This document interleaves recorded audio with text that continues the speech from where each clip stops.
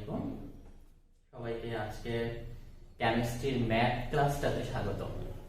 এর আগে আমি তোমাদেরকে পরিমাণগত রসায়ন চ্যাপ্টারের কিছু ম্যাথ করাইছি, সাথে অন্য চ্যাপ্টারের কিছু ম্যাথ করাইছি, বাট পুরো কেমিস্ট্রি মানে ফার্স্ট পেপারের 5টা চ্যাপ্টার, সেকেন্ড পেপারের 5টা চ্যাপ্টার, এখান থেকে যে টোটাল একটা ম্যাথের ব্যাপার সেপার সেইটা নিয়েই হচ্ছে আজকের ক্লাসটা।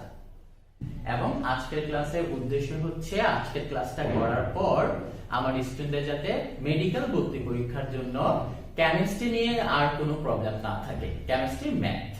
ওকে, শুরুর কথা হচ্ছে আমাদের মেডিকেল ভর্তি পরীক্ষাতে কেমিস্ট্রি থেকে ম্যাথ কয়টা আসে? আমি যদি পরিসংখ্যান বলি, এভারেজ একটা বা দুটা কোশ্চেন আসে। যেমন গত বছর 2020 সালে মেডিকেল ভর্তি পরীক্ষায় একটা মাত্র ম্যাথ আসছে কেমিস্ট্রি। তার আগে দুটা, তার আগের বছর দুটা, 2017 সালে গিয়ে কোশ্চেন আসছিল প্রায় 4টা। তার মানে কোন কোন বছরে কেমিস্ট্রি প্রায় 4টা 5টার মতো ম্যাথ আসছে। দ্যাট মিন্স আমাকে ম্যাথটা ভালো মতো করা উচিত। তোমাদের ফাইনাল পরীক্ষার আর খুব বেশি সময় বাকি নাই, সো এই টাইমে আমরা আজকের ক্লাসটা এমন ভাবে করব, মন দিয়ে করব, যাতে ফাইনাল পরীক্ষার আগে কেমিস্ট্রি ম্যাথ নিয়ে আর কোনো চিন্তা করা না লাগে। আজকে যা করবো এরপরে আমার কেমিস্ট্রি ম্যাথ নিয়ে আর কোনো চিন্তা করতে হবে না। আচ্ছা, পরিমাণগত রসায়ন চ্যাপ্টারে যে ম্যাথগুলো আমি তোমাদের করাইছিলাম সেই ম্যাথগুলো তোমরা অনেকেই পারো, কেউ কেউ একটা দুইটা অঙ্কে আটকাইছো। তোমাদের ফেসবুকের যে বিভিন্ন গ্রুপে কমেন্ট সেকশন আছে ওখানে তোমরা জানাইছো ভাই এই ম্যাথ পারি নাই। সেই যে প্রবলেমগুলো ম্যাথগুলো সেগুলো আজকে আমি তোমাদের সলভ করে দিব। পাশাপাশি অন্য চ্যাপ্টারের কিছু ম্যাথ আমি আজকে তোমাদের সলভ করে দিব। শুরুতে একটা কথা বলে নেই, আমরা বড় ম্যাথগুলো করব না। অবশ্যই 30 সেকেন্ডের ভিতরে যে ম্যাথ করা যায় সেই ম্যাথগুলো করব। বড় ম্যাথ করতে পারি কিন্তু কখনোই 30 সেকেন্ডের বেশি সময় আমরা নিব না।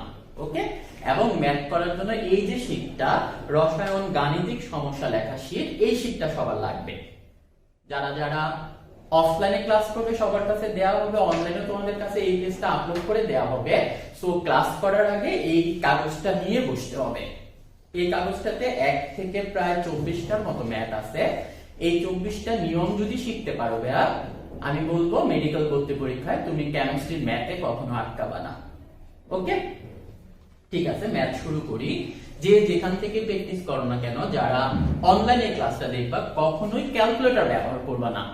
কারণ আমাদের মেডিকেল ভর্তি পরীক্ষা, ইভেন ভার্সিটি ভর্তি পরীক্ষা, কোথাও এখন আর ক্যালকুলেটর ব্যবহার করা যায় না। সো আমি যেভাবে ম্যাথগুলো করব, ক্যালকুলেটর ছাড়া আমরা যেভাবে প্র্যাকটিস করব, তোমরা চেষ্টা করবে বাসায় বসে বসে এই ক্যালকুলেটর ছাড়া প্র্যাকটিস করার এবং শর্টকাটে করার। আরেকটা কথা বলে দিবে, ম্যাথ আসলে রাফ করা লাগে, কিন্তু আমার তো ফাইনাল পরীক্ষায় কোনো খাতা কলম দেয়া হবে না, তাহলে ম্যাথের রাফ গুলো আমরা কোথায় করব?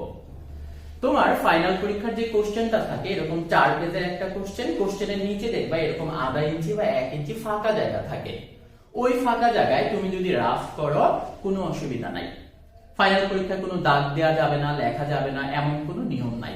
সো ম্যাথ করার জন্য যদি রাফ করা লাগে, কোশ্চেনের নিচে ফাঁকা জায়গাটা আমরা ইউজ করতে পারবো। পেন্সিল দিয়ে করব না কলম দিয়ে করব, যেটা খুশি দিয়ে করো, কোনো অসুবিধা নাই। তুমি একটা কিছু দিয়ে করলেই হয়। ওকে, আমরা ম্যাথ শুরু করলাম। এই ম্যাথটাতে দেখো রাসায়নিক গাণিতিক সমস্যা 1 নাম্বার যে ম্যাথটা আছে, স্থির চাপে নির্দিষ্ট ভরের নাইট্রোজেন গ্যাস 27 ডিগ্রি সেলসিয়াস তাপমাত্রায় 900 মিলিলিটার আয়তন দখল করে। তাপমাত্রা কত হলে ওই গ্যাসের আয়তন 600 মিলিলিটার হবে? এই টাইপের ম্যাথ আমাদের কেমিস্ট্রি বইতে আছে, ফিজিক্স বইতে আছে, এবং এই টাইপের ম্যাথ আমাদের মেডিকেল ভর্তি পরীক্ষায় আসে। এটা হচ্ছে বয়েল চার্লসের সূত্র দিয়ে যে ম্যাথ, সেটা আমরা এরকম অঙ্ক আসলে পরীক্ষার হলে কিভাবে করব? ফার্স্ট কথা তোমরা দেখো, এরকম অঙ্কের একটা মাত্র কমন সূত্র মনে রাখবো আমরা। সূত্রটা হচ্ছে P1 V1 বাই T1 সমান P2 V2 বাই T2। এই সূত্র দিয়ে সবগুলো এরকম ম্যাথ করা যায়। তোমাকে 5টা মান দিয়ে দিবে, তুমি এই সূত্রের মাধ্যমে 6 নাম্বার মান বের করবা। খুবই ইজি কথাবার্তা। বাট কখনো কখনো এই টাইপের ম্যাথে দেখবা 5টা মান দেয়া নাই, 3টা মান দেয়া থাকবে, 4 নাম্বার মান বের করতে হবে। সেটা কিভাবে করব? তখন আমি এই সূত্রটাকে একটু মডিফাই করব। কিভাবে মডিফাই করব? যেই অঙ্কে যেটা স্থির থাকবে বা একই থাকবে তুমি শুধু দুই পাশ থেকে ওটা বাদ দিয়ে দিবা। সাপোজ কোনো অঙ্কে যদি বলা থাকে স্থির তাপমাত্রা, তখন ওই অঙ্কে টি থাকবে না, তখন ওর সূত্র হবে P1 V1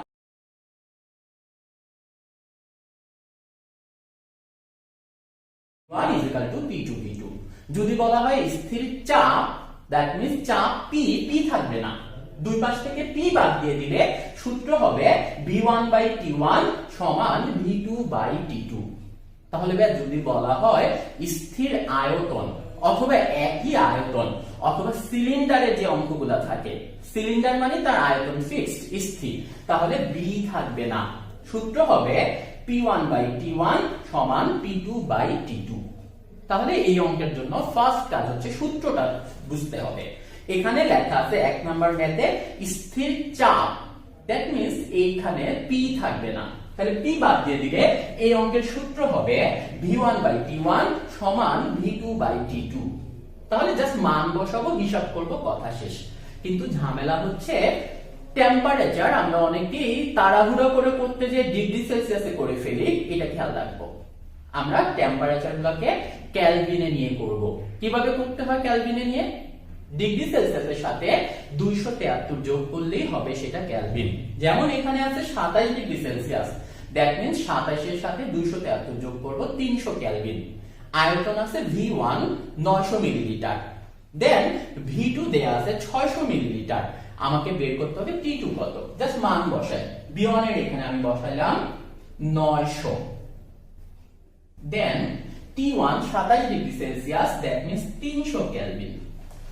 এখানে V2 দেয়া আছে 600 মিলিলিটার, বের করতে হবে T2 কত। ইজি অঙ্ক। তাহলে T2 কে যদি এই পাশে নিয়ে আসি, ও পাশে হবে 600 গুণ 300, আর নিচে আসবে এই যে 900, শূন্য শূন্য কাটাকাটি, 3 দিয়ে 9 কে কাটলে হয় 3, আর 3 দিয়ে 600 কে কাটলে হবে 200। দ্যাট মিন্স এই অঙ্কের উত্তর হচ্ছে এই যে 200 কেলভিন। তাহলে ইজি অঙ্ক, 3 লাইনের অঙ্ক। আশা করি এই টাইপের অঙ্ক করতে আমাদের 30 সেকেন্ড লাগবে না, তার আগে আমরা এই টাইপের অঙ্ক করতে পারবো। তাহলে ভাইয়া কোন অঙ্কে যদি বলা থাকে স্থির তাপমাত্রা, তখন সূত্র হবে P1 V1 is equal to P2 V2। তোমাকে 3টা মান দিয়ে দিবে, পারবে না 4 নাম্বার মানটা বের করতে? এই কাগজে দেখো 2 নাম্বার আরেকটা অঙ্ক আছে, আমি জাস্ট 30 সেকেন্ড এখন করব। স্থির তাপমাত্রা ও 1 অ্যাটমসফিয়ার চাপে কোন নির্দিষ্ট ভরের অক্সিজেন গ্যাসের আয়তন 3.15 লিটার।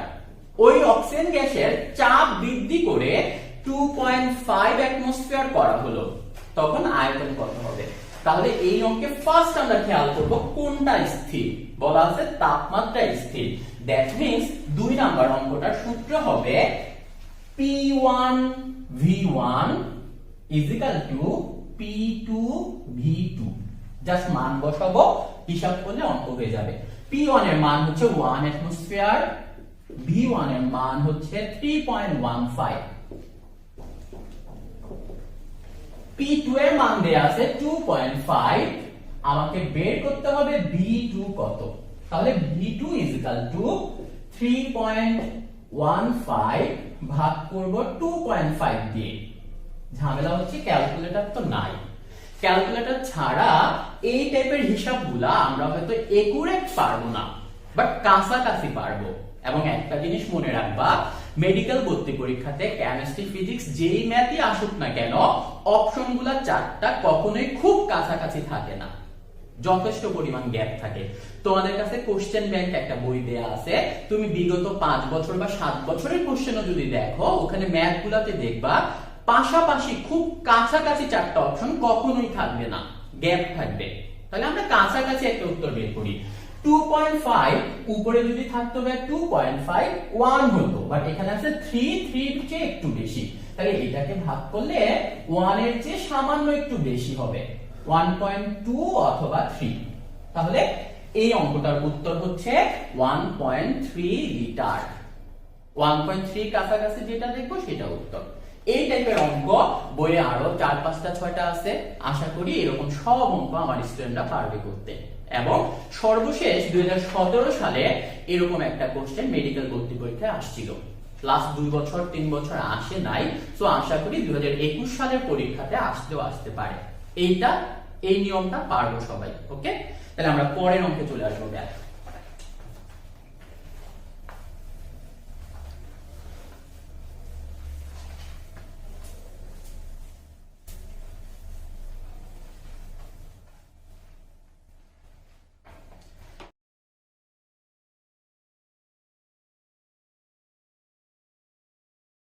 এখন যে অঙ্কগুলো দেখাবো এগুলো খুবই ছোট ছোট অঙ্ক, বাট আবারও আমি বলে দেই, কারণ আমি এই কথা পরিমাণগত রসায়ন ক্লাস নিতে গিয়েও বলছি, ছোট মরিচের ঝাল বেশি। দ্যাট মিনস ছোট ছোট ম্যাথ গুলাই আমার মেডিকেল ভর্তি পরীক্ষাতে বেশি বেশি আসে। তাহলে এই কোশ্চেনটা 3 নাম্বার, একটা সোডিয়াম পরমাণুর ভর কত? সোডিয়াম না বলে বলতে পারে একটা কার্বন পরমাণুর ভর কত, অথবা কার্বন ডাই অক্সাইড অণুর ভর কত। সো এই ম্যাথগুলা পারতে হলে সবার আগে আমাকে পারমাণবিক ভর জানতে হবে। পারমাণবিক ভর কিভাবে জানবো ভাইয়া সেটা একটু বলে দিই। 118টা পরমাণুর পারমাণবিক ভর মুখস্থ রাখার দরকার নাই। কমন যে পরমাণুগুলা, সেই কমন পরমাণুর পারমাণবিক ভর মনে রাখলে চলবে। 10-12টার মতো আছে। তাহলে আমি সেই 10-12টা পরমাণুর নাম এবং পারমাণবিক ভর বলে দিচ্ছি, তোমরা একটু মুখস্থ করে নাও। হাইড্রোজেনের পারমাণবিক ভর 1, carbon 12, nitrogen 14, oxygen 16, sodium 23, phosphorus 31, sulphur 32, chlorine 35.5, potassium 39, calcium 40, chromium 52, 52, copper 63.5 আর সিলভার 108, 108। এই কয়টা পারলেই হবে। আবার বলে আমি মুখস্থ করতে সুবিধা হবে, আর 2-3 বার বললেই হবে।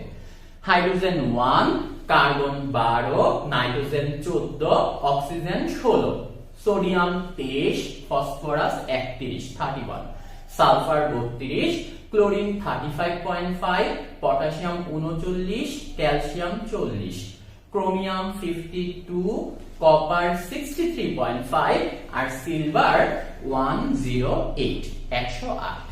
এবার পরমাণুর ভর যোগ করে করে আমরা আণবিক ভর বের করতে পারবো। কিভাবে? এই যে দেখো, সোডিয়াম হাইড্রোক্সাইড, এইটার আণবিক ভর কত? Na, সোডিয়ামের হচ্ছে 23, অক্সিজেন হচ্ছে 16 আর হাইড্রোজেন হচ্ছে 1। তাহলে 23, 16 আর 1 যোগ করলে হবে 40।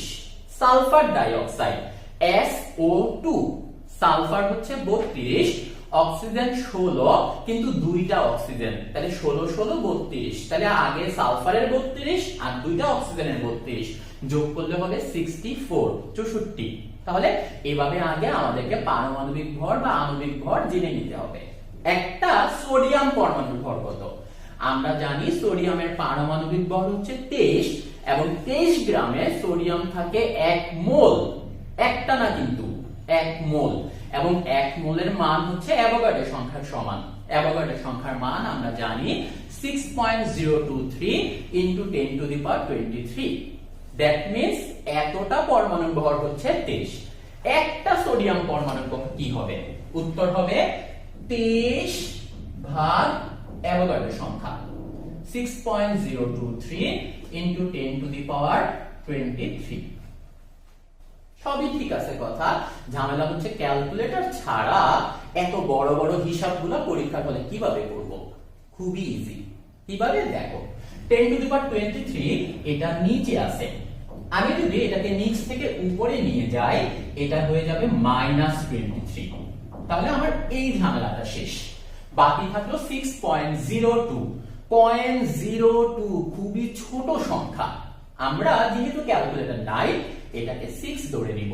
ধরে নিলাম এটা 6। উত্তর একুরেট না হলেও কাছাকাছি হবে। উপরে দেখো 23 আছে, নিচে 6 আছে। আমি ভাগ করব কিভাবে? উপরে মনে মনে চিন্তা করো, ওখানে যদি 24 থাকতো, একদম একুরেট 4 6 24, আমি এখানে 4 লিখতে পারতাম যদি 24 থাকতো। বাট আমার এখানে তো 24 নাই, আমার এখানে আছে 23। আমি 6 দিয়ে 23 কে ভাগ করলে 4 এর চেয়ে সামান্য একটু ছোট হবে। কেন ছোট? কারণ 23 24 চেয়ে একটু ছোট, তাহলে 4 এর চেয়ে সামান্য একটু ছোট, মানে হচ্ছে 3.8 অথবা 9। তাহলে আমার কাছে তো পরীক্ষা হলে 4টা অপশন থাকবে, যে অপশনটা আমি দেখব 4 এর চেয়ে সামান্য ছোট, দ্যাট মিন্স 3.8 বা 9 বা 7 ওরকম ইনটু 10 টু দি পাওয়ার -23, আমি সেই অপশনটাই উত্তর দিয়ে চলে আসব। এই অঙ্কটার এক্সাক্ট উত্তর হচ্ছে 3.86। ক্যালকুলেটর দিয়ে করলে আসতো 3.86 আর ক্যালকুলেটর ছাড়া আসছে 3.8, একই কথা, আমরা অপশন দেখে উত্তর দেব।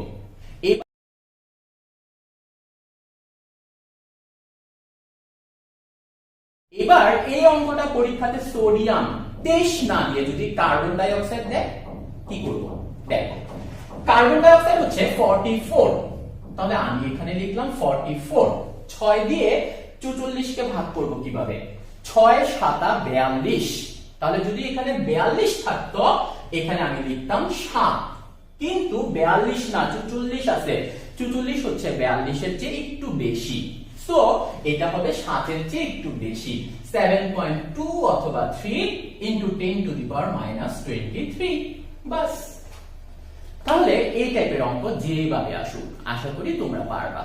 একটা পানির অণুর ভর কত, একটা সালফার ডাই অক্সাইড অণুর ভর কত, একটা কার্বন মনোক্সাইড অণুর ভর কত, যা খুশি আসুক, এই নিয়মটা আমরা শিখলাম। পরের অঙ্কে চলে আসি।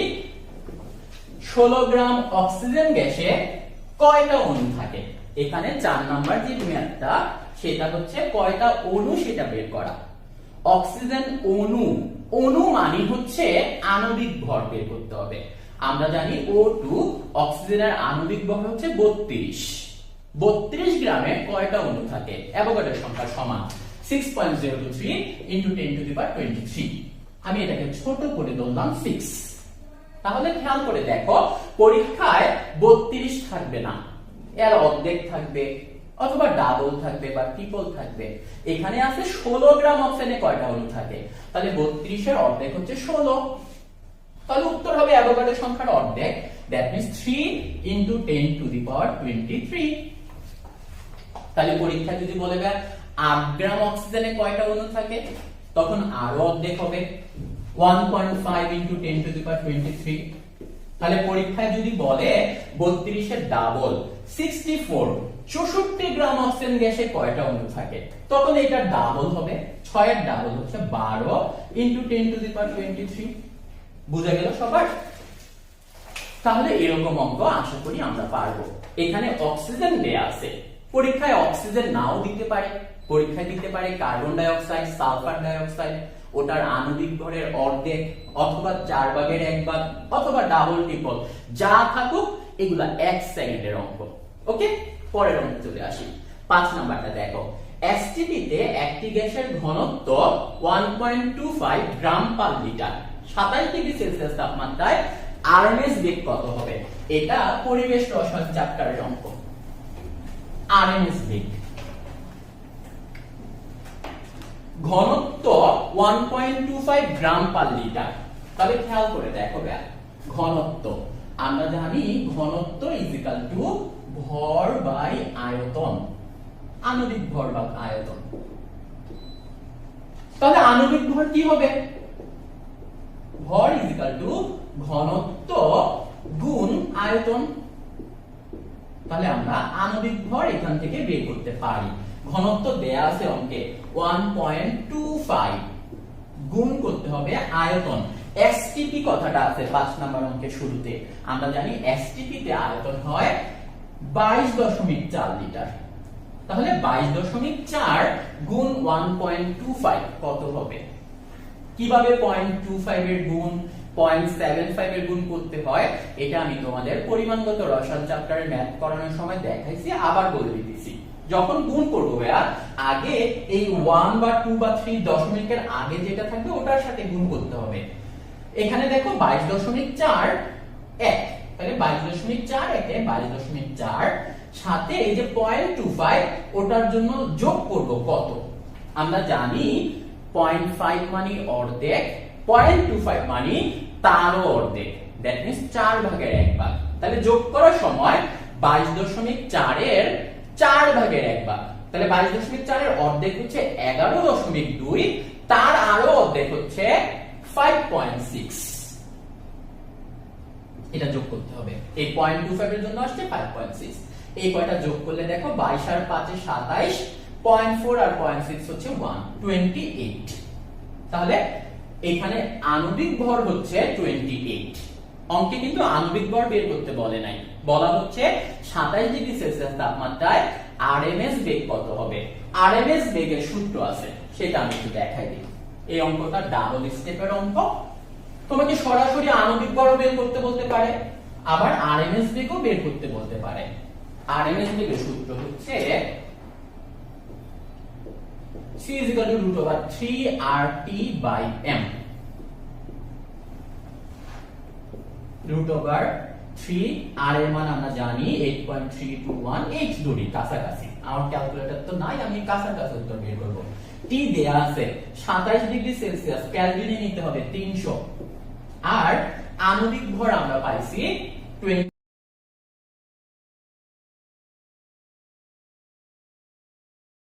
28। হিসাব করব, কাছাকাছি একটা উত্তর চলে আসবে। কিভাবে? এই যে দেখো আমি দেখাই দিই। 3 × 8 = 24, আর এখানে আছে 8 28, দ্যাট মিন্স এটা কাটাকাটি করলে 1 এর চেয়ে একটু বেশি হবে, 1.1 বা 2। 1.2 দিয়ে 300 কে যদি ভাগ করো সেটা কত হবে, তাই তো? 300 কে ভাগ করলে সেটা অলমোস্ট 300 এর কাছাকাছি কিছুই হবে, 280 বা 90 এরকম কিছু হবে। তাহলে 280 কে √ওভার করলে কত হয়? আমরা জানি 16 হচ্ছে 264, আর 17 × 17 হচ্ছে 289, দ্যাট মিন্স 289 এর কাছাকাছি 17।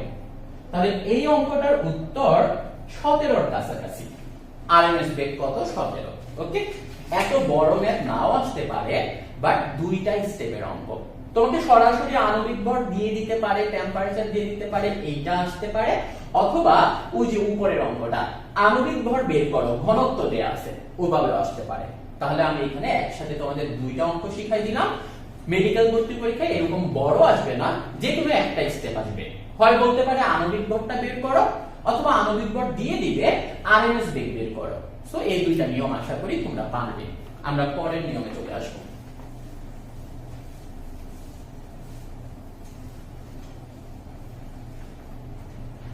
6 নম্বর ম্যাথটা দেখো।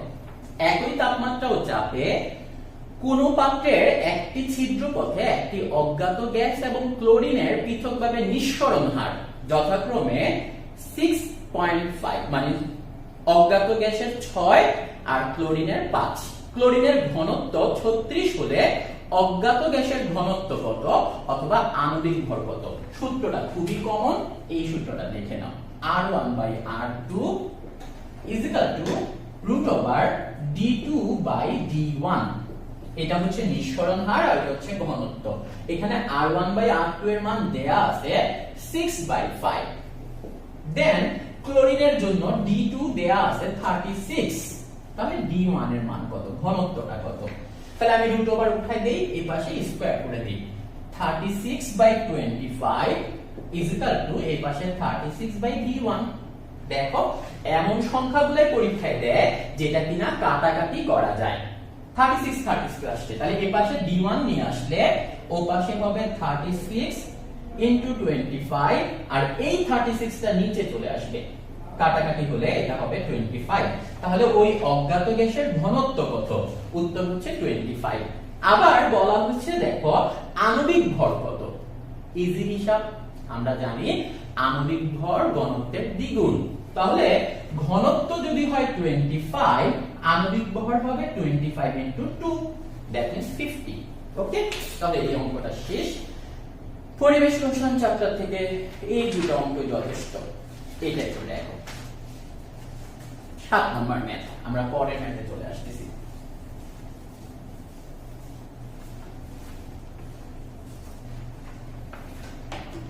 সমভরের মিথেন এবং হাইড্রোজেনকে শূন্য পাত্রে 25 ডিগ্রি সেলসিয়াসে রাখা হলো।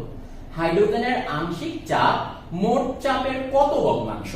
আংশিক চাপের এই অঙ্কটা অনেক বড় করে বইয়ে দেয়া আছে, বাট আমরা মেডিকেল ভর্তি পরীক্ষার জন্য খুবই শর্টকাটে উত্তর করতে পারি। ফার্স্ট শব্দটা দেখো 7 নাম্বার ম্যাথটা সমভর, দ্যাট মিন্স এই দুইটা যৌগের সমান ভর হইতে হবে। কি কি আছে এখানে? মিথেন আর হাইড্রোজেন। আমরা জানি মিথেনের ভর হচ্ছে 16 আর হাইড্রোজেনের ভর হচ্ছে 2, কিন্তু এটা কি সমভর হইল না, কারণ অঙ্কে বলা আছে সমান ভর হইতে হবে। কিভাবে সমান ভর করব? আমি 1 মোল মিথেন আর যদি 8 মোল হাইড্রোজেন নেই, তখন সেটা সমান ভর হবে। 8 দুগুণে 16 আর 16 একে 16। এবার সমভর হইল। কখন সমভর? যখন 1 মোল মিথেন আর 8 মোল হাইড্রোজেন নেওয়া হয়। তাহলে এখানে খেয়াল করে দেখো টোটাল কত মোল? 8 আর 1 9। এই 9 এর ভিতর হাইড্রোজেন কত? এইটাই হচ্ছে অঙ্ক। 8 বার। তাহলে হাইড্রোজেনের আংশিক চাপ মোট চাপের কত অংশ? উত্তর হচ্ছে 8/9। ইজি অঙ্ক না? তাহলে যদি বলা হয় ভাইয়া মিথেনের আংশিক চাপ মোট চাপের কত অংশ, তখন সেটা হবে এই যে 1/9। এই অঙ্কটা মেডিকেল ভর্তি পরীক্ষা একবার আসছিল, আশা করি আবার যদি তোমাদের পরীক্ষার সময় আসে তোমরা এগুলো পারবে। আমরা পরের ম্যাথে যাব।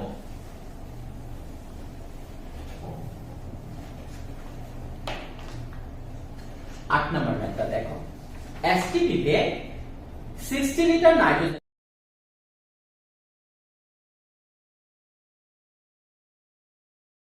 গ্যাস এবং 200 লিটার হাইড্রোজেন গ্যাসকে মিশ্রিত করে প্রয়োজনীয় রাসায়নিক বিক্রিয়া সত্ত্বে অ্যামোনিয়া উৎপন্ন হলো। উৎপন্ন অ্যামোনিয়ার আয়তন এসটিপিতে কত হবে এবং বিক্রিয়া শেষে উৎপন্ন গ্যাসের আয়তন প্রকৃতপক্ষে কত হবে সেটা ব্যাখ্যা করো। আয়তনের অঙ্ক আমি যখন তোমাদের পরিমাণগত রসায়ন চ্যাপ্টার পড়াইছি তখন বলছিলাম আয়তনের অঙ্ক আসলে একটাই মাত্র কাজ, সমীকরণটা লিখতে হবে। তাহলে সমীকরণটা লিখে দিয়া নাইট্রোজেন, হাইড্রোজেন, অ্যামোনিয়া।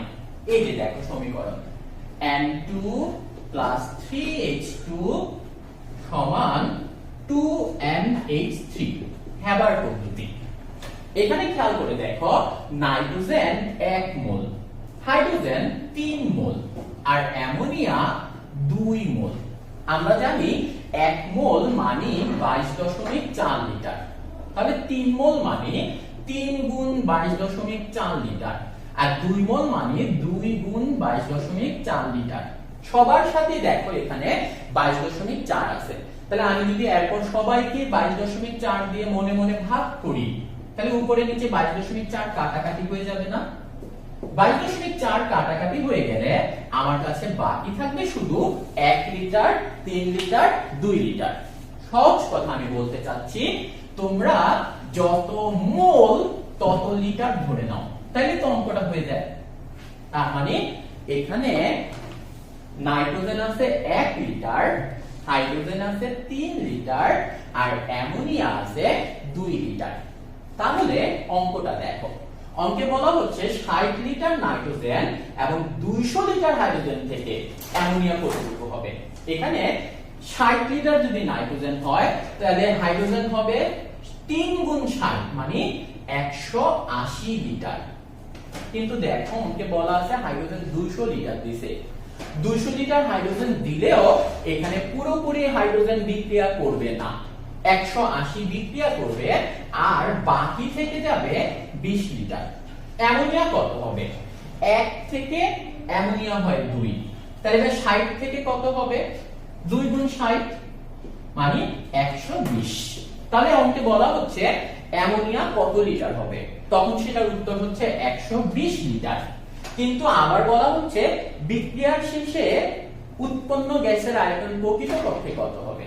খেয়াল করে দেখো উৎপন্ন হচ্ছে 120 লিটার আর আমার এই যে 20 লিটার সে বিক্রিয়া অংশগ্রহণ করতেছে না, সে তখন থেকে যাচ্ছে অবশিষ্ট। তাহলে বিক্রিয়ার লাস্টে টোটাল গ্যাস কত হবে? টোটাল হবে এই যে 120 আর অবশিষ্ট 20 যোগ করলে কত হবে? 140। তাহলে এখানে উৎপন্ন গ্যাসের টোটাল আয়তন হবে 140।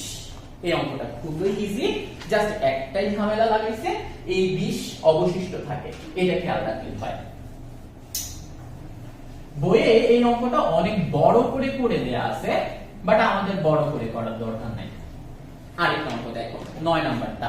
এই অঙ্কটা যখন তোমাদের পরিমাণগত রসায়ন চ্যাপ্টার করাইছি অনেকেই বলছে এই অঙ্কটা পারি নাই, এটা একটু দেখা দিই। মিথেন এবং অক্সিজেন মিশ্রণের দহনে কার্বন ডাই অক্সাইড ও পানি উৎপন্ন হয়। মিথেন এবং অক্সিজেন উৎপন্ন হয় কার্বন ডাই অক্সাইড ও পানি। এই যে সমীকরণটা, মিথেন এবং অক্সিজেন, কার্বন ডাই অক্সাইড আর পানি। বাট খেয়াল করে দেখো, এটা কিন্তু সমতা হয় নাই, সমতা করতে হবে। কিভাবে সমতা করে? এই যে এখানে একটা 2 দিয়ে দেই, তাহলে এখানে একটা 2 দিয়ে দিই, বাস দেখো তো সমতা হয়ে গেল না ভাইয়া? অক্সিজেন টোটাল 4টা, হাইড্রোজেন 4টা আর কার্বন 1টা, বাস 2 পাশ সমান। তাহলে এবার এই অঙ্কটাতে চলে আসি। 2 গ্রাম মিথেন এবং 4 গ্রাম অক্সিজেন বিক্রিয়া করলে কার্বন ডাই অক্সাইড কত হবে? এখানে আমরা দেখতেছি অক্সিজেন আছে টোটাল 4টা, তার ভর হচ্ছে 16 × 4 64 গ্রাম, আর মিথেনের ভর হচ্ছে 16 গ্রাম, আর কার্বন ডাই অক্সাইডের ভর হচ্ছে 44 গ্রাম। তার মানে আমি যদি 64 গ্রাম অক্সিজেন দেই আর 16 গ্রাম মিথেন দেই, এরা বিক্রিয়া করে কার্বন ডাই অক্সাইড তৈরি করবে 44 গ্রাম। কিন্তু অঙ্কে কিন্তু 64 আর 16 দেয় নাই, তারা দিছে 2 গ্রাম মিথেন 4 গ্রাম অক্সিজেন।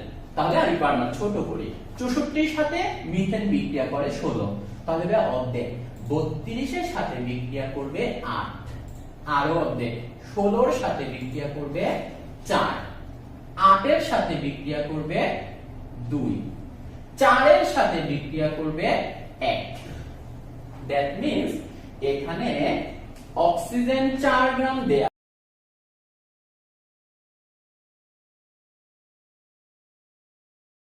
আছে আর মিথেন দেয়া আছে 2 গ্রাম। তার মানে 2 গ্রাম মিথেন বিক্রিয়ায় অংশগ্রহণ করতে পারবে না। কত গ্রাম অংশগ্রহণ করবে? 1 গ্রাম অংশগ্রহণ করবে, আর অবশিষ্ট থেকে যাবে 1 গ্রাম। এবার অঙ্কটা দেখো, এইটা থেকে বের করতে হবে। যখন 64 আর 16 যোগ করলে কত হয়? 80। 80 গ্রাম বিক্রিয়া করলে কার্বন ডাই অক্সাইড হয় 44। 80 থেকে হয় 44, তাহলে 1 থেকে কত? আর এখানে যেটা পাইছি 4 আর 5, 5 থেকে কত? গুণ করতে হবে 5 দিয়ে। আমি যদি 5 দিয়ে 80 কে কাটি পাবো 16, 16 দিয়ে যদি আমি 44 কে কাটি কত পাবো? 3 16 48, এখানে আছে 44, তাহলে 3 এর চেয়ে একটু ছোট 2.7 অথবা 8। এই অঙ্কটার উত্তর হচ্ছে 2.7 গ্রাম। তাহলে এখানে কার্বন ডাই অক্সাইড কত গ্রাম হবে? উত্তর হচ্ছে 2.7 বা 8 এর কাছাকাছি। আবার আয়তন বের করতে বলছে, একই নিয়ম। কিভাবে আমি বলি, 16 আর 64, 80 থেকে যে কার্বন ডাই অক্সাইড হয় ওটার এসএটিপি তে আয়তন হবে 24.789। 80 থেকে 24, 1 থেকে কত? 5 থেকে কত? এভাবে করে ফেলা সম্ভব। ওকে, এই অঙ্কগুলা তোমরা পরিমাণগত রসায়ন চ্যাপ্টার করার সময় অনেকেই আমাকে জানাইছো ভাই এই অঙ্কগুলা পারি না, সো আমি আশা করি তোমাদেরটা আমি সমাধান করে দিতে পারলাম। পরের অঙ্কে চলে আসো।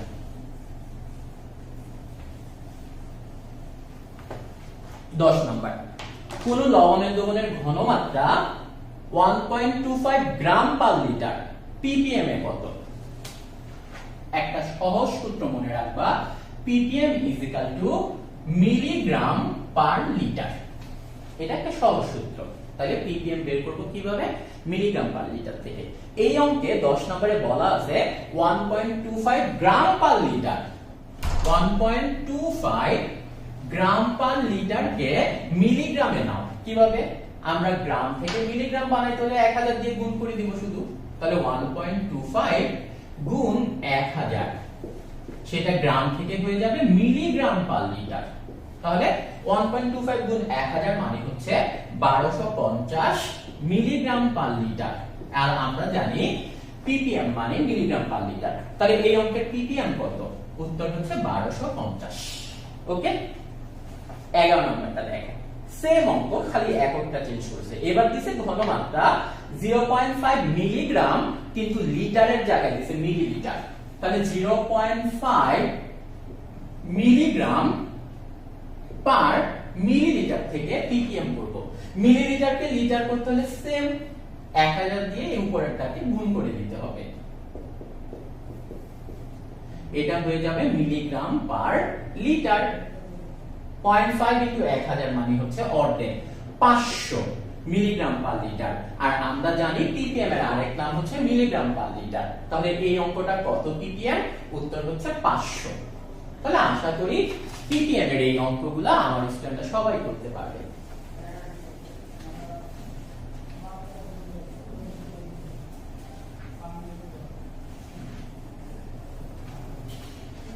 পরের ম্যাথে চলে আসবো।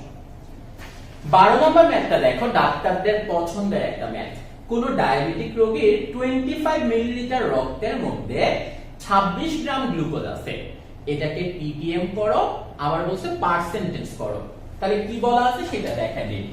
25 মিলিলিটার এই রক্তের ভিতর গ্লুকোজ কত আছে? 26 মিলিগ্রাম।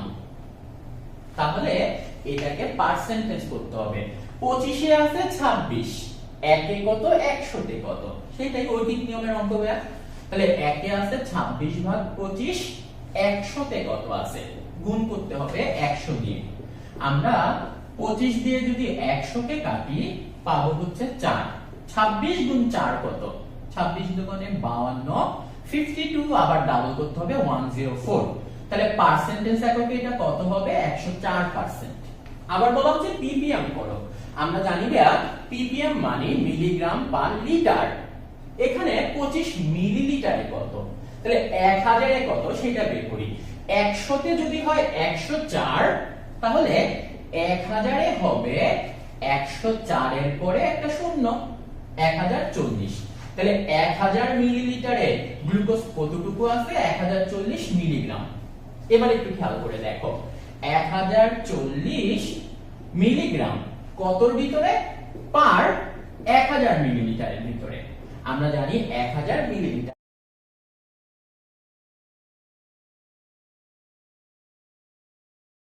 মানে 1 লিটার। তার মানে এটা হচ্ছে 1040 মিলিগ্রাম পার লিটার। এবং একটু আগে আমরা করছি ppm এর আরেক নাম মিলিগ্রাম পার লিটার। তাহলে এই অঙ্কটা কত ppm? উত্তর হচ্ছে 1040 ppm। ইজি অঙ্ক না? তাহলে ppm এর অঙ্ক আশা করি তোমরা পারবে। এই অঙ্কটা আবার ডায়াবেটিসের অঙ্ক, তো সো এটা খেয়াল রেখো, আমাদের মেডিকেল ভর্তি পরীক্ষার কোশ্চেন ডাক্তাররা করে। তো ডাক্তারদের কাছে ডায়াবেটিস রোগী এই জিনিসগুলো বেশি পছন্দের জিনিস। এই অঙ্কটা দেখো পরেরটা, 13 নাম্বার। কোন রোগীকে, আবার রোগীর অঙ্ক, কোন রোগীকে 25 গ্রাম গ্লুকোজ যোগান দিতে 0.2 মোলার গ্লুকোজের কত মিলিলিটার দ্রবণ লাগবে? এখানে গ্লুকোজ কত মোলার বলা হচ্ছে? 0.2 মোলার। আমরা জানি গ্লুকোজের সংকেত C6H12O6। আণবিক ভর বের করলে হবে 180। তার মানে 1 মোলার গ্লুকোজের আণবিক ভর হচ্ছে 180 গ্রাম। তাহলে অঙ্কে যেটা বলা আছে 0.2 মোলার গ্লুকোজের কত গ্রাম? তাহলে 180 ইনটু 0.2 কত হয়? 0.2 কে উঠাই দিলে 5 ভাগের 1 ভাগ হবে। আরো সহজ করে দেখাই, এখানে 2 আর নিচে 10, শূন্য শূন্য কাটাকাটি, 18 ইনটু 2 মানে 36 গ্রাম। তাহলে 0.2 মোলার গ্লুকোজ সমান 36 গ্রাম। আমরা জানি মোলার বা মোলারিটি মানে হচ্ছে মোল পার লিটার, গ্রাম পার লিটার। তাহলে এখানে 36 গ্রাম কতটুকু দ্রবণের ভিতর থাকবে? 1000 মিলিলিটারের ভিতর। এবার অঙ্কটা একটু খেয়াল করে দেখো, আমরা হসপিটালে রোগীদের স্যালাইন দিই। যখন স্যালাইন দিই 1 লিটারের একটা স্যালাইন থাকে, এটা একটা গ্লুকোজ স্যালাইন, যেখানে 1 লিটার মানে 1000 মিলিলিটারের ভিতরে গ্লুকোজ আছে 36 গ্রাম।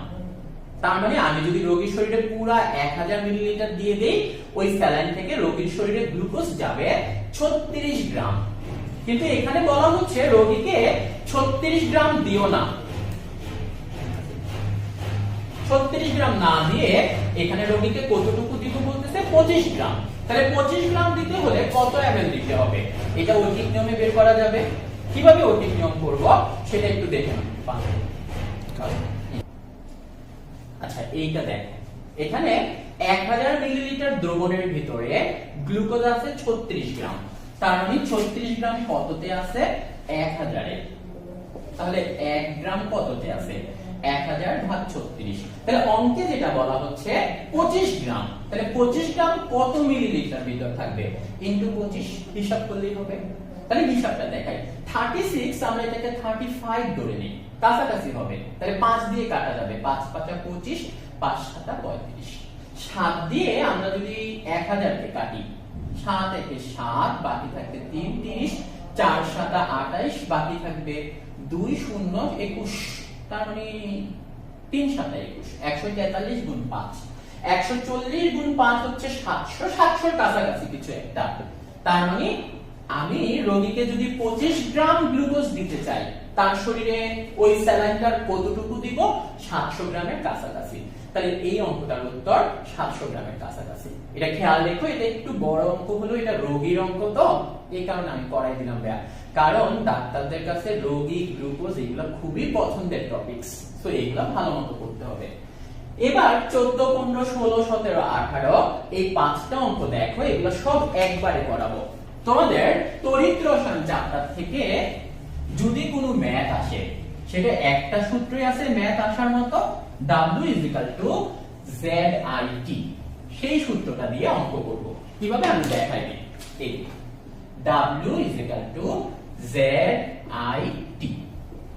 W হচ্ছে তড়িৎ দ্বারে সঞ্চিত বা দ্রবীভূত বা জমাট বাঁধা পদার্থের ভর, ওয়েট। Z হচ্ছে তড়িৎ রাসায়নিক তুল্যাঙ্ক, I হচ্ছে প্রবাহিত বিদ্যুতের পরিমাণ, আর T হচ্ছে টাইম। তোমাকে ফার্স্ট কাজ হচ্ছে Z বের করে ফেলতে হবে। Z দেয়া থাকবে না, তুমি Z বের করবা। কিভাবে? Z তড়িৎ রাসায়নিক তুল্যাঙ্ক = পারমাণবিক ভর ভাগ 96500 ইনটু যোজনী। সাপোজ সোডিয়ামের তড়িৎ রাসায়নিক তুল্যাঙ্ক কত? তাহলে সোডিয়ামের হবে উপরে 23, নিচে 96500 গুণ যোজনী হচ্ছে 1। তাহলে যদি বলা হয় কপার, কপার হবে 63.5, 96500 ইনটু 2। যদি বলা হয় আয়রন, ফেরাস, ফেরাস সালফেট, তখন আয়রন হবে পারমাণবিক ভর 55, 96500 ইনটু ফেরাসের যোজনী হচ্ছে 2। তাহলে আগে Z বের করব।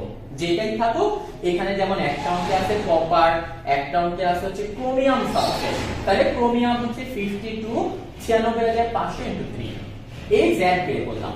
তোমাকে I এর মান আর T এর মান দিয়ে দিবে, তুমি জাস্ট গুণ করবা, আর কিছু করার দরকার নাই। যেমন ফার্স্ট অঙ্কটা আমি দেখাই। 5 অ্যাম্পিয়ার মাত্রার তড়িৎ, তাহলে I এর মান দেয়া আছে 5, T এর মান দেয়া আছে 60 মিনিট। অবশ্যই টাইমটা সেকেন্ডে দিতে হবে, সেকেন্ডে নিয়ে করবা।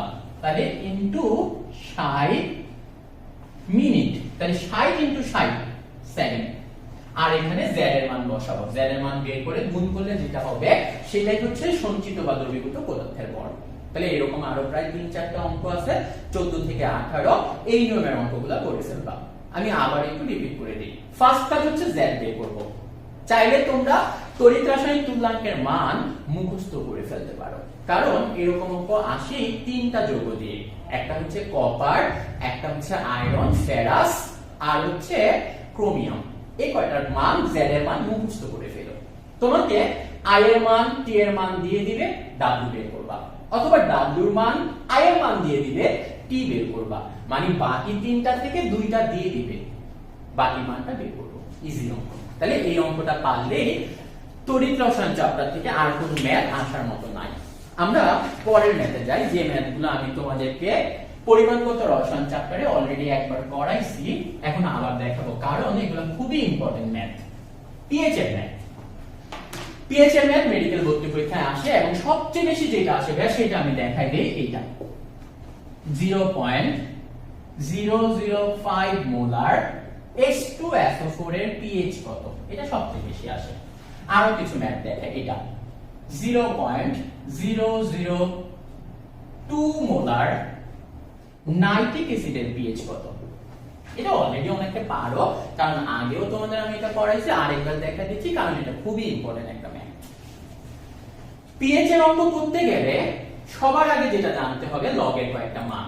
কলেজে থাকতে যখন করতাম তখন আমরা ক্যালকুলেটর নিতাম, মাইনাস লগ টিক দিতাম, তারপরে মান দিতাম, ইকুয়াল টু দিলেই হয়ে যেত। কিন্তু ঝামেলা হচ্ছে ক্যালকুলেটর তো নাই। সো ক্যালকুলেটর ছাড়া পিএইচ এর অঙ্ক করতে গেলে সবার আগে আমাদেরকে যেটা করতে হবে, লগের মান কয়টা মুখস্থ করতে হবে। লগের মান আমি লিখে দিই, তোমরা মুখস্থ করে নিও। আশা করি তোমরা অলরেডি এটা পারো। log 1 এর মান তোমরা জানো 0, আর log 10 এর মান এটাও তোমরা জানো 1। মাঝখানে কয়টা শিখতে হবে, log 2, log 3, log 4, log 5, 6, 7, 8, 9, 10। মানে আমরা log 1 থেকে 10 পর্যন্ত শিখব। log 2 এর মান মুখস্থ করে ফেলো 0.3, log 2 এর মান 0.3, আর log 3 এর মান 0.5। এরপর আর মুখস্থ করার দরকার নাই, এরপর শুধু 0.11 করে বাড়াই দাও। 0.5 এর পরেরটা হবে 0.6, তারপরেরটা 0.7, তারপরেরটা 0.8, তারপরেরটা 0.9। এখানে আরো দুটো বাকি আছে, ওগুলো 0.9 ধরে নিব।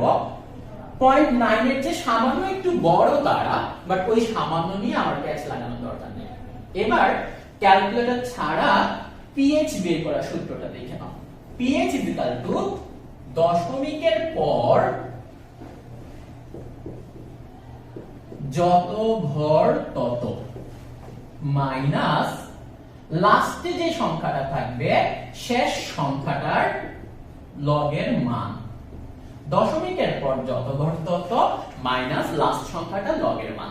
এবার একটু খেয়াল করে দেখো, আমি এই অঙ্কটা যদি করি, তুমি পিএইচ এর অঙ্ক করতে গেলে সবার আগে খেয়াল করবা এই জায়গাটা, এটা কি অ্যাসিড নাকি এটা ক্ষার।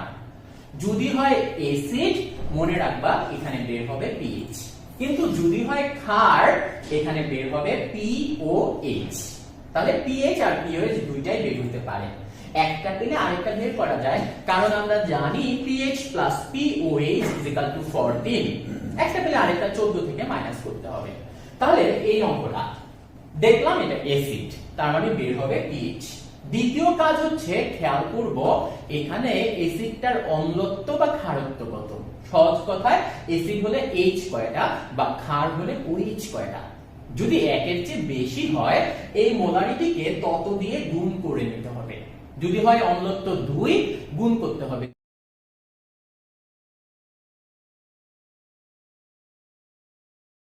2 দিয়ে।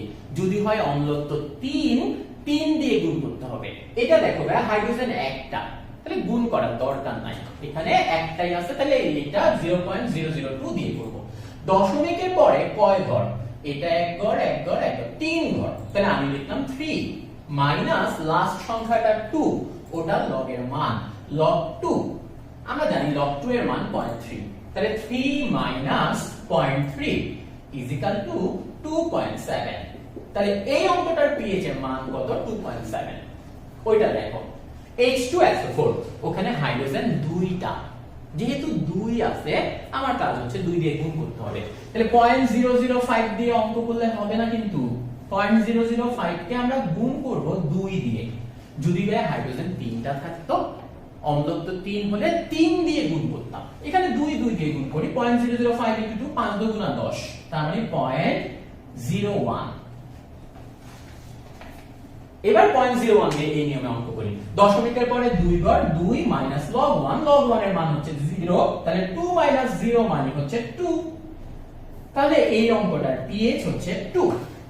তাহলে পরীক্ষাতে এরকম অঙ্ক আসলে আশা করি তোমরা পারবা।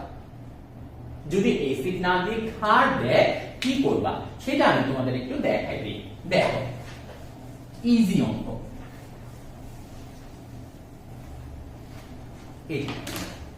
এটা ধরো 0.003 মোলার সোডিয়াম হাইড্রোক্সাইডের পিএইচ কত, এটা দেখো। সবার আগে খেয়াল করো এটা কিন্তু অ্যাসিড না, এটা ক্ষার, তাহলে এখানে আগে পিএইচ বের হবে না, সূত্র দিয়ে বের হবে পিওএইচ। দ্বিতীয়টা খেয়াল করো, ওএইচ কয়টা, একটা, তাহলে গুণ করার দরকার নাই, সরাসরি এটা নিয়ে অঙ্ক করব। 0.0003, তাহলে এটা হবে পিওএইচ।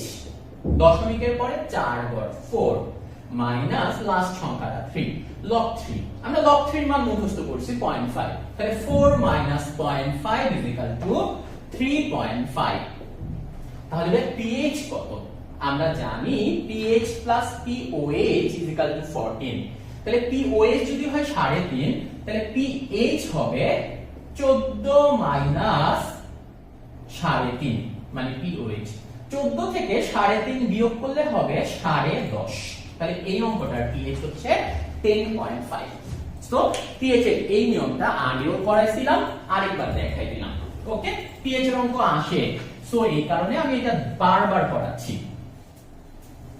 pH এর আরেকটা টাইপের অঙ্ক আছে সেটা একটু পরে দেখাবো pH এর আরেকটা টাইপের অঙ্ক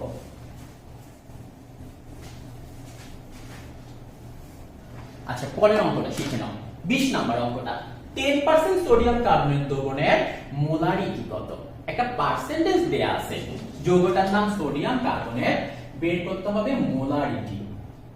মোলারিটির সূত্র হচ্ছে 10x/m এখানে x কি আর m কি x হচ্ছে পার্সেন্টেজ আর m হচ্ছে আণবিক ভর এখানে খেয়াল করে দেখো অঙ্কটাতে 10% তাহলে x এর মান 10 গুণ 10 মানে হচ্ছে 100 আর সোডিয়াম কার্বনেটের আণবিক ভর হচ্ছে 106 তাহলে উপরে 100 নিচে 106 106 দিয়ে 100 কে ভাগ করলে কত হবে জ্ঞান একের চেয়ে একটু ছোট হবে একের চেয়ে একটু ছোট মানে হচ্ছে 0.9 তাহলে এই অঙ্কটার মোলারিটি কত 0.9 এই অঙ্কটা সর্বশেষ আসছে 2019 সালের পরীক্ষায় সো এটা খেয়াল রাখতে হবে ভালোমতো 0.9 হচ্ছে মোলারিটি আরেকটা কথা এই অঙ্কে মাঝে মাঝে ঘনত্ব দেয়া থাকবে ঘনত্ব দেয়া থাকলে মোলারিটি কি করবা সাপোজ এইটাই 10% সোডিয়াম কার্বনেট দ্রবণের মোলারিটিতে ঘনমাত্রা কত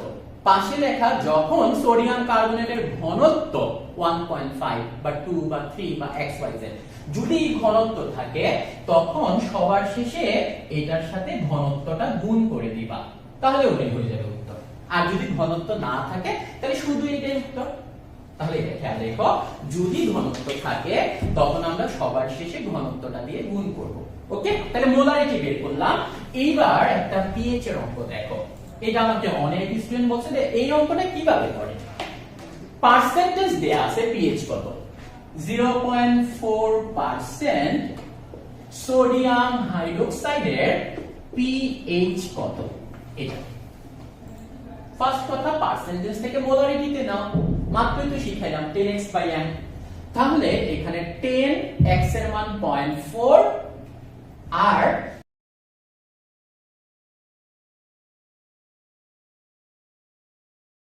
সোডিয়াম হাইড্রোক্সাইডের আণবিক ভর হচ্ছে 40 তাহলে 10 * 0.4 মানে হচ্ছে 4/40 তার মানে হচ্ছে 1/10 0.1 তাহলে এখানে সোডিয়াম হাইড্রোক্সাইডের মোলারিটি হচ্ছে 0.1 pH কত তাহলে মোলারিটি থেকে ওই সূত্র দশমিকের পর যত ঘর তত মাইনাস শেষ সংখ্যাটা লব বাট খেয়াল করে দেখো এটা কিন্তু OH সো এটা আগে pH বের হবে না আগে বের হবে pOH তাহলে pOH কত দশমিকের পরে এক গড় 1 আর লাস্ট সংখ্যাটা একটাই 1 log 1 এর মান 0 1 minus 0 that means 1 তাহলে এখানে pOH হচ্ছে 1 কিন্তু বের করতে হবে তো pH তাহলে pH কত 14 থেকে 1 বিয়োগ করলে হবে 13 তাহলে এই অঙ্কটার pH কত উত্তর হচ্ছে 13 ক্লিয়ার তাহলে পার্সেন্টেজ দেয়া থাকলেও pH করা লাগতে পারে আশা করি আমাদের স্টুডেন্টরা পার্সেন্টেজ থাকলেও pH এর অঙ্কটা করতে পারবে পরের অঙ্ক রোগীর রক্তে গ্লুকোজের পরিমাণ 190 মিলিগ্রাম পার ডেসিলিটার মিলিমোল পার লিটারে কত এটা আগেও করেছি একটু দেখে নাও গ্লুকোজের পরিমাণ দুইটা এককে বের করা যায় একটা হচ্ছে মিলিগ্রাম পার ডেসিলিটার আর একটা হচ্ছে মিলিমোল পার লিটার তোমাকে একটা মান দিয়ে দিবে আর একটা মান বের করবা কিভাবে 18 দিয়ে গুণ অথবা ভাগ করতে হবে 18 দিয়ে গুণ করব অথবা 18 দিয়ে ভাগ করব কথা হচ্ছে কখন গুণ করব আর কখন ভাগ করব যদি মিলিগ্রাম করতে বলা হয়, মনে রাখবা গ্রাম করতে গুণ করতে হয়। আমি এভাবে মনে রাখি, গতে গ্রাম গতে গুণ। তাহলে মিলি মোল যখন করতে বলবে তখন 18 দিয়ে ভাগ করতে হবে। এই যে 2018 সালে মেডিকেল ভর্তি পরীক্ষা আসছে, এই 22 নম্বর অঙ্কটা। রোগীর রক্তে গ্লুকোজের পরিমাণ 190 মিলিগ্রাম পার ডেসিলিটার, করতে হবে মিলি মোল পার লিটার। তাহলে আমি ভাগ করব, 190 কে 18 দিয়ে ভাগ করব। তাহলে 18 দিয়ে 180 কে ভাগ করলে হতো 10, কিন্তু এটা তো 190, তাহলে 10 এর চেয়ে একটু বেশি, 10.5 বা 6 ওরকম কিছু একটা। তাহলে যে অপশনটা 10 এর একটু বেশি সেটাই উত্তর। ওকে, তাহলে আমি একটা অঙ্ক দেই, তোমরা দেখি পারো কিনা। রোগীর রক্তে গ্লুকোজের পরিমাণ 10 millimole per litre, milligram per ডেসিলিটারে কত হবে? তাহলে মিলিগ্রাম করতে বললে গুণ করব 10, তাহলে গুণ করো 18 দিয়ে, 10 গুণ 18 মানে 180। তাহলে সহজ কথা ভাইয়া, গ্রাম করতে হলে গুণ করতে হবে কত দিয়ে? 18 দিয়ে। ওকে, পরের অঙ্কে চলে আসি। 23 নম্বর অঙ্কটা দেখো, এইটা মেডিকেল ভর্তি পরীক্ষা আসছিল একবার, বাট এটাতে একটু ঝামেলা করে ফেলছে। 20% H2SO4 দ্রবণে পানির পরিমাণ কত? পানির পরিমাণ কত? এখানে কত বলতে গ্রাম না পার্সেন্টেজ বোঝাচ্ছে সেটা দেখো। অপশন এ তে ছিল 20 গ্রাম, বি তে ছিল 80 গ্রাম, সি তে 100 গ্রাম, আর ডি তে 120 গ্রাম। তুমি খেয়াল করে দেখো ভাইয়া, জাস্ট 20%, দ্যাট মিন্স 100 এর সাথে 20 যোগ করলে বা বিয়োগ করলে এই হিসাবটা এখানে আসে। এখানে পরীক্ষায় ভুল করে স্যাররা গ্রাম বসাই দিয়েছে, বাট এটা আসলে হতো পার্সেন্টেজ। 20% H2SO4 দ্রবণে পানির পরিমাণ বাকি কতটুকু? আমরা জানি দ্রবণ ইজ ইকুয়াল টু দ্রব প্লাস দ্রাবক। এখানে দ্রব হচ্ছে 20%, তাহলে বাকি আর পানি কতটুকু? বাকিটুকু 100 থেকে 20 বিয়োগ করলে হবে 80। তাহলে এইখানে পানির পরিমাণ কত? 80%, কিন্তু প্রশ্নে ছিল গ্রাম। তাহলে কি ভাই এরকম অঙ্ক আমরা ফাঁকা রেখে আসবো?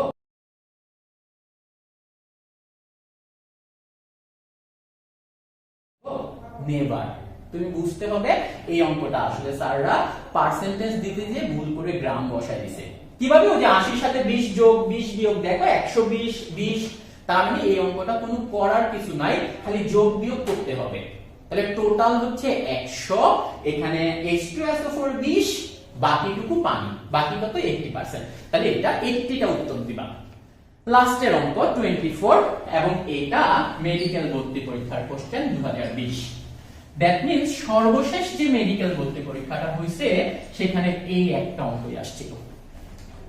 500 মিলিলিটার 0.5 মোলার কস্টিক সোডা দ্রবণ থেকে কত মিলিলিটার ডেসিমোলার দ্রবণ তৈরি করা যায়? সূত্রটা হচ্ছে V1M1 সমান V2M2। তোমাকে তিনটা মান দিয়ে দিছে, 4 নাম্বার মান বের করো। 500 মিলিলিটার, তাহলে V1 এর মান 500, মোলারিটি বলা আছে দেখো 0.5। V2 বের করতে হবে, M2 ডেসিমোলার, ডেসি মানে 10 ভাগের 1 ভাগ, 0.1। তাহলে V2 কত হবে ভাইয়া? 500 ইনটু 0.5, নিচে 0.1, তাহলে এই পয়েন্ট কাটাকাটি করলে 500 গুণ 5 হবে 2500। তাহলে কত মিলিলিটার দ্রবণ তৈরি করা যাবে? 2500 মিলিলিটার। এইটা সর্বশেষ মেডিকেল ভর্তি পরীক্ষার কোশ্চেন। তাহলে খেয়াল করে দেখো, খুবই ইজি অঙ্ক আসছে। তাহলে এতক্ষণ আমি যে ম্যাথগুলো তোমাদেরকে করাইছি এগুলা যদি করো, আমি আবারও বলে দেই, মেডিকেল ভর্তি পরীক্ষায় এর বাইরে কোনো অঙ্ক আসবে না, ইভেন এতগুলো দরকার নাই। ইম্পর্টেন্ট যে ম্যাথ, সেই ম্যাথগুলো আমি তোমাদেরকে আরেকবার বলে দিতে চাচ্ছি। এটা বললেই আমার কেমিস্ট্রি ম্যাথ ক্লাসটা শেষ হয়ে যাবে। তাহলে ভাইয়া কোন ম্যাথগুলা আমরা বেশি ভালো করে করব সেটা বলে দিই। 1 নাম্বার হচ্ছে ছোট মরিচ। বুঝলে সোডিয়াম পরমাণুর ভর কত? 16 গ্রামে কয়টা অণু থাকে? আমি বলছিলাম না ছোট মরিচের ঢাল বেশি, তাহলে ছোট ছোট অঙ্কগুলা খুব ভালো মতো করবা। 1 নাম্বার। 2 নাম্বার কাজ হচ্ছে পিএইচ এর অঙ্কটা খুব ভালো মতো করবা, পিএইচ এর অঙ্ক, পিএইচ আসবে। 3 নাম্বার ডায়াবেটিস এর অঙ্ক, ডায়াবেটিস মানে হচ্ছে রোগী রক্ত গ্লুকোজ, ডায়াবেটিস এর আজকে যতগুলো অঙ্ক দেখাইছি সবকটা অঙ্ক খুব ভালো মতো করবা, ওকে। দেন মোলারিটি বের করার অঙ্কটা 10%, 5%, 6%, ওই যে সূত্রটা 10x/m, এই অঙ্কটা ভালো মতো করবা। এবং সর্বশেষ v1 m1 v2 m2, এই যে লাস্ট যেটা করাইলাম গত বছর যেটা আসছে এই টাইপের অঙ্কগুলো করবা। আজকে তোমরা বাসায় বসে আর আধা ঘন্টা 1 ঘন্টা এই টাইপের অঙ্কগুলো একটু প্র্যাকটিস করো, ফাইনাল পরীক্ষার আগে এর চেয়ে বেশি আর মাথা ঘামানোর দরকার নেই। কেমিস্ট্রির ম্যাথ আসলে একটা জিনিস বিশ্বাস রাখো ভাই, যে অঙ্কগুলো করাচ্ছি এখান থেকে কমন পাবা। লাস্ট 5 বছর যদি বলো আমি এই টাইপের অঙ্কের বাইরে আর কিছু করাই না, এবং প্রত্যেকবারই এই টাইপের অঙ্কগুলো থেকে কমন আসতেছে। সো সবার জন্য বেস্ট অফ লাক। এই অঙ্কগুলো যদি ভালো মতো করো আশা করি আমাদের কেমিস্ট্রি ম্যাথে আর কোনো সমস্যা থাকবে না। আরেকটা কথা বলে দেই, কেমিস্ট্রিতে ফাইনাল পরীক্ষায় 25-এ 25 পাওয়ার দরকার নাই। তুমি যদি 22 বা 23 তুলতে পারো এটা মোর দ্যান এনাফ। কারণ ফাইনাল পরীক্ষায় যে ব্যক্তি ফার্স্ট হয় সে কিন্তু 100-তে 100 পায় না, সে হয়তো 90 পায় বা আরো কম পায়। তাহলে তুমি যদি কেমিস্ট্রিতে 23 পাও, এভারেজ করলে কিন্তু 92 হয়ে যায়, দরকার নাই। তাহলে আমরা যেভাবে পড়াচ্ছি, আমরা যে পড়াগুলো পড়তে বলতেছি এগুলো পারলে 25টাই কমন পাবা আমি বলবো না, বাট 22-23টা অবশ্যই কমন পাবা। সো এই পড়াগুলো ভালো মতো পড়ো, ইনশাআল্লাহ আল্লাহ পরিশ্রমীদের সহায় হবে। আল্লাহ সবার মঙ্গল করুক, সবার জন্য বেস্ট অফ লাক। আজকের মতো এখানে ক্লাস শেষ করতেছি। থ্যাংক ইউ সবাইকে।